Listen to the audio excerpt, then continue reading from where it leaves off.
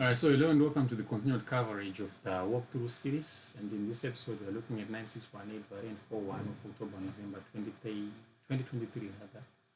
And we are looking at the Java implementation for question number 3. Alright, so let's look at what we have going on here. So a computer game is written using object-oriented programming. The game is multiple characters that can move around the screen. The class character stores data about the characters. Each character has a name, a current X, that is horizontal position, and a current Y, which is a vertical position. So we have the class diagram going on there. So you see that in the first section, we have the attributes, or the fields as it were. Then, of course, we have the constructor as well as other methods in there. That is in the second section right there. So our task is to, on part A, item 1, is to create the character class in this constructor. And at first, we are not to declare any other method. So we just want the class definition as well as the constructor. So let me switch to where I have the character class here. So this is the character class definition, right? It's a public class because I declared it outside separately from within this file. So I want to be able to access it later inside of this file. So that's why I made it public. And of course, we have the private attributes that we are going to later on access using getters and setters. So of course, you go ahead. No, before you do that, you also need the constructor. So you see that the constructor is right here on line 11 to 15. Then you go ahead and copy this code and paste it inside of the evidence document. Moving on to the next question, item number 2. We are to create the get methods for get X position and get Y position. Then with each mutator method or accessor method, there is an accessor method methods with each accessor method being able to retain a relevant attribute. So going back to the character class, you see that we have the get methods right here on line 17 through 24.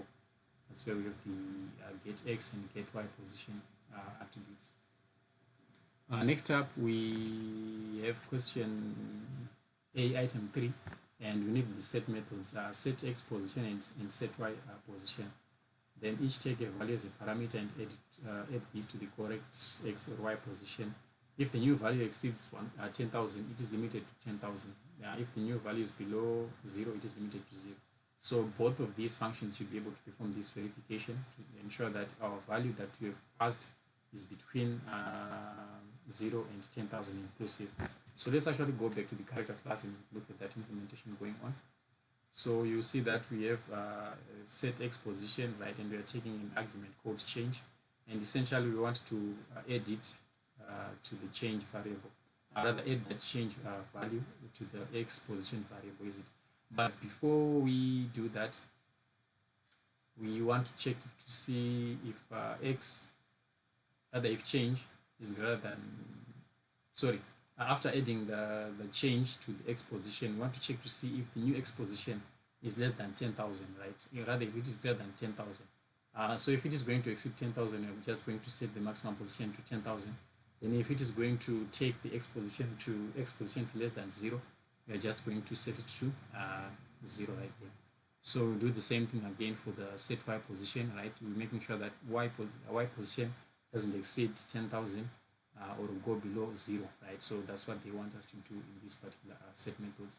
So of course, you go ahead and copy this code and paste it inside of the evidence document. Moving on to item number 4, we have the move method that takes a string parameter up, down, left, or right. Then the table shows the change each direction we make to the X or Y position.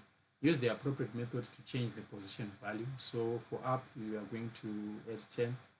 For Y, we are subtracting 10 from the Y position. Then for the X position, we're subtracting 10 if the direction is left. And for right, we are adding 10. So we need to write program code for this particular move method. So let's switch to the code and look at that implementation going on. So you can see that I'm using a switch case statement right here. So essentially what I'm doing is just as they had described in the question, is it? So if in the case that the direction is up, we are going to give a change of 10. Then if it is down, we are going to pass a value of minus 10. And so forth and so on, right? And in the case that it is not a valid direction, you just ending it with the default case as it were. Then maybe on line 53, one thing that I need to comment out is that we are using the to lowercase function, that is to convert our direction that would have been passed in as an argument to all lowercase characters, because our test cases, they are not accounting for a situation whereby the user types in up like UP in uppercase. So we first have to convert it to a lowercase, as it were. Then of course you would go ahead and copy this code and paste it inside of the evidence document. I just need to do a little housekeeping right here, but I think it's one line, it's not necessary. I always like to import static here, java.lang.system.out. Maybe let's just import everything from here.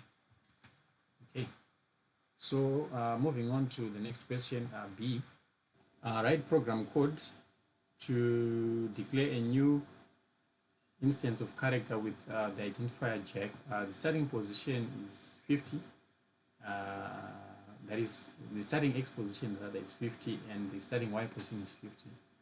The character's name is jack. All right, so we are to implement this. So for this one, we are going to come into our main file right here, and this kind of object we'll be using it later on. But our implementation for 3B, it's actually right here on line 13, whereby we are calling the character class and calling the object jack, and now calling the new the constructor using the new keyword and passing those arguments that have been specified. And of course, you can go ahead and copy this code and paste it inside of the evidence document.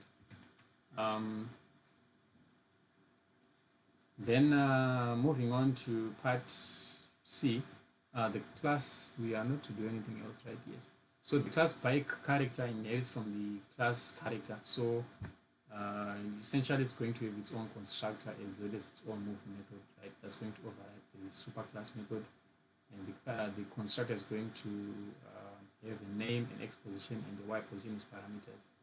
Then it's also going to call its parent class constructor with the appropriate values. So let's write program code for the bike character and its constructor, and we are not to declare any other method. So for the move method, we are not going to implement it just yet. We are just focusing on the constructor as it were. So let's switch to the bike character right there. So the way the bike character inherits from character is to extend the character classes. So bike character extends character class. Then its constructor, its string, name, int X position, and int Y position. So if you come back to the character constructor, you see that it has the name, X position, and Y position, is it?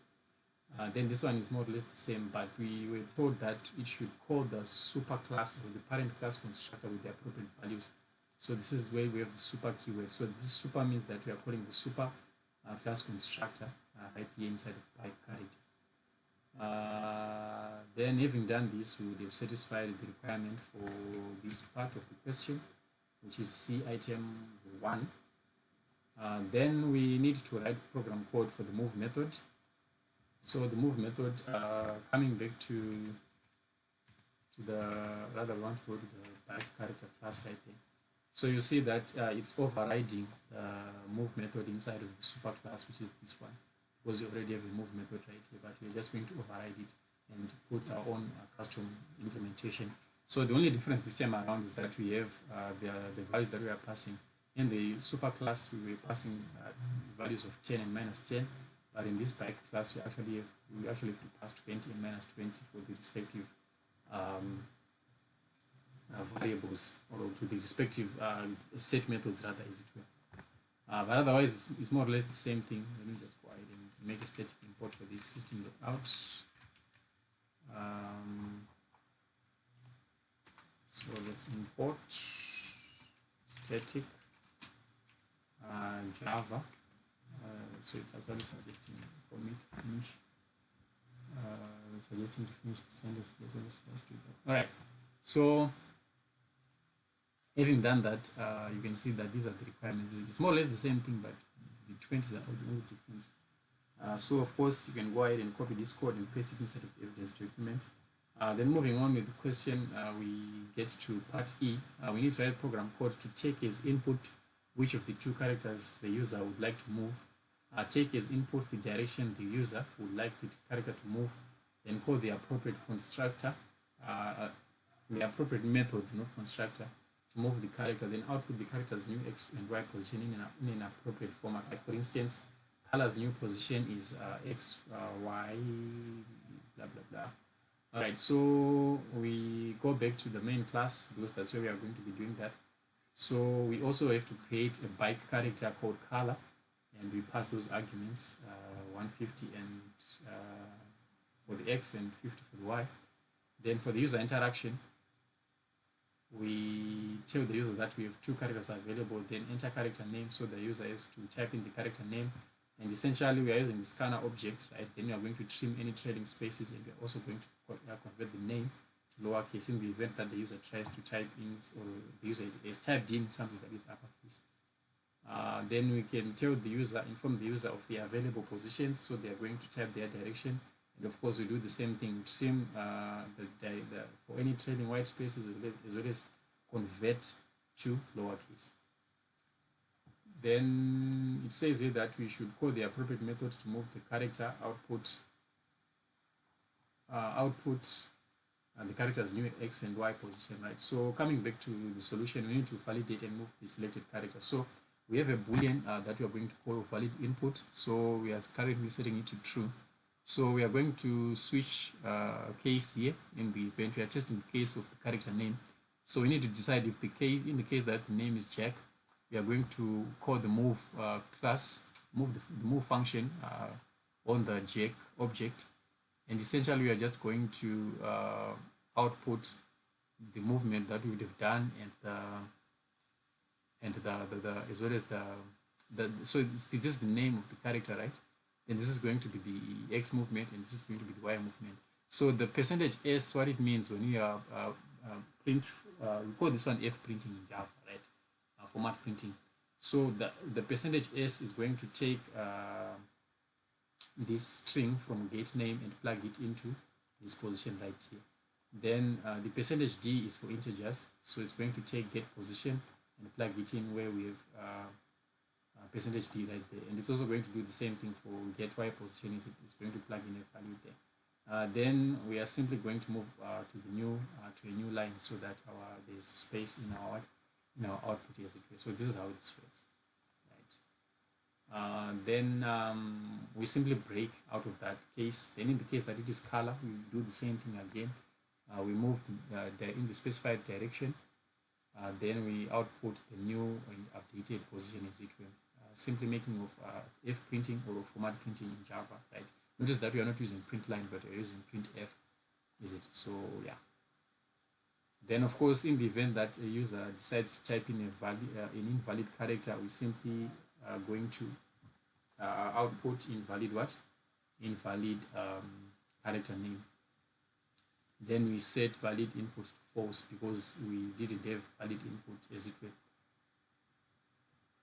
Then we are going to, having done that, you can copy the code and paste it inside of the evidence document. And then coming to item number 2, which is the last part of this question, we need to test our program twice with the following inputs. So we have to test with the first test case is where we have check and write, then we have color and down. So let's actually go ahead and do that in our program right here.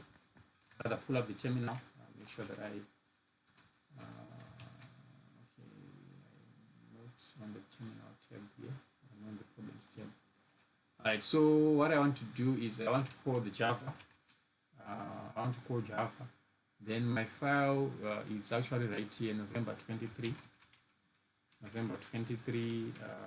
variant 4.1. Then inside of that directory, I want to compile and run this class called question 3, November 23 variant 4.1, right? That's the class that I want to run, and it's a .java file. So I'm just going to hit enter. Hopefully I didn't make any mistakes. And it's going to compile. Then it's now running. So it's telling us that the characters that are available are Jack and color.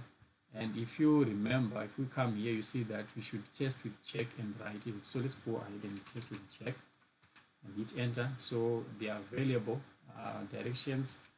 They want us to test with write. So we are going to output this, take a screenshot of this and paste it inside of the evidence document. Then let's run it for the second time around. This time we want to pass color and down as the inputs. So run the file one more time, give it a bit of time to compile, then let's type in color, then the direction they want us to type down. So our new position is now 130 as it were, is it? So of course you take a screenshot of this and paste it inside of the evidence document. So that brings us to the end of this question paper. Yeah, so hopefully you learned something, and I'll see you guys in the next one.